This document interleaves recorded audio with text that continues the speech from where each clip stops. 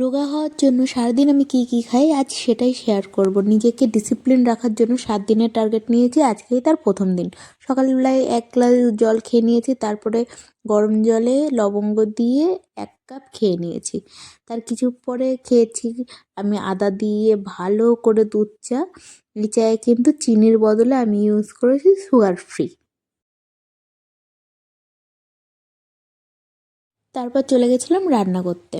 রান্না আজকে করছিলাম সয়াবিনের তরকারি, ভাত, পেঁপে সিদ্ধ আর টমেটো সিদ্ধ। তারপর আবার 1 গ্লাস জল খেয়ে নিয়েছি। এরকম প্ল্যান করেছি আমি 6 গ্লাস জল খাবো, কমসে কম 6 গ্লাস জল। তারপরে আরও বেশি হলে বেশি হবে। ভাতে অল্প ভাত নিয়েছি, আর পেঁপে সিদ্ধ, টমেটো সিদ্ধ আর সয়াবিনের তরকারি দিয়ে ভাত খেয়ে আবার 1 গ্লাস জল খেয়েছি। এটা আমার 3 নম্বর গ্লাস। তারপর স্নান টান করে একটা কলা খেয়ে নিয়েছি। 3টের দিকে খেয়েছি 1 গ্লাস ইসবগুল। তারপরে বিকেলের চায়ের টাইম 1 কাপ চা খেয়েছি। রাতে ডিনার করেছি কিন্তু 5টারও আগে। 5টার পরে আমি শুধুমাত্র জল ছাড়া আর কিচ্ছু খাবো না। নিয়েছিলাম ওই 1 বাটি সয়াবিন।